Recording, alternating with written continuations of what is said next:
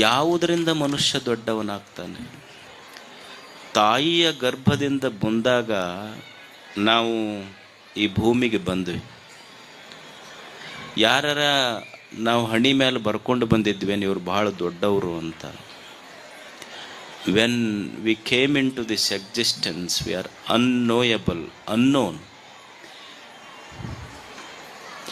ಏನೂ ಇರಲಿಲ್ಲ, ಹೆಸರಿರಲಿಲ್ಲ. ಯಾರ ಹಣಿ ಮೇಲೆ ತಾಯಿಯ ಗರ್ಭದಿಂದ ಬಂದಾಗ ಇವರು ವಿವೇಕಾನಂದರು, ಇವರು ಚನ್ವೀರ ಶರಣರು, ಇವರು ಮರಿಶಾಂತ ವೀರಪ್ಪಗಳು, ಇವರು ಪುಟ್ಟರಾಜ ಗವಾಯಿಗಳು ಅಂತ ಹಿಂಗೆ ಬರ್ಕೊಂಡು ಬಂದಿದ್ರೇನು? ತಾಯಿಯ ಗರ್ಭದಿಂದ ಭೂಮಿಗೆ ಬಂದಾಗ ಎಲ್ಲರೂ ಹಂಗ ಬಂದೀವಿ. ಯಾರ ಹಣಿ ಮೇಲೆ ಏನೂ ಬರೆದಿದ್ದಿಲ್ಲ. ಅವರು ಬದುಕಿದ್ದು ಇದೇ ಭೂಮಿ, ಇದೇ ಸೂರ್ಯ, ಇದೇ ಗಾಳಿ. ಅವರು ದೊಡ್ಡವರಾದರೂ ನಾವು ಹಂಗ ಉಳಿದ್ವಿ.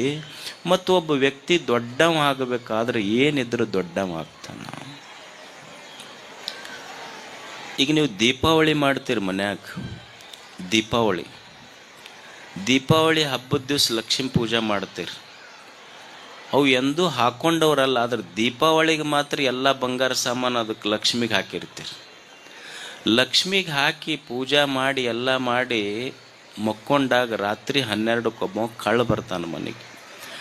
ಬಂದು ಬಂಗಾರ ಸಾಮಾನು ತಗೊಂಡು ಕಳು ಮಾಡ್ಕೊಂಡು ಹೋಗುವಾಗ ನಿಮ್ಮ ಮನೆಯೊಳಗೆ ಸಾಕಿದ ನಾಯಿ, ನಿಮ್ಮ ಮನ್ಯಾಗ ಸಾಕಿದ ನಾಯಿ ಕಳ್ಳಗೆ ಹಿಡಿದು ಬೊಗಳಿ ನಿಮ್ಮನ್ನು ಎಬ್ಬಿಸ್ತೈತಿ. ಅವಾಗ ಬಂಗಾರ ಸಾಮಾನು ನೀವೆಲ್ಲ ತಕ್ಕೊಂಡು ಕಳ್ಳಗೆ ಪೊಲೀಸ್ ಸ್ಟೇಷನ್ ಕೊಡ್ತೀರಿ. ಬೆಳಿಗ್ಗೆ ಮನೆಗೆ ಬಂದವ್ರು ಹೇಳ್ತಾರೆ, ನಿನ್ನೆ ನಿಮ್ಮ ಮನೆಗೆ ಕಳ್ಳರು ಬಂದಿದ್ರಂತಲ್ಲ. ಅವಾಗ ನೀವು ಹೇಳೋ ಮಾತೆ, ನಿನ್ನೆ ಹೌದಪ್ಪ, ನಿನ್ನೆ ಕಳ್ಳರು ನಮ್ಮ ಮನೆಗೆ ಬಂದಿದ್ರು.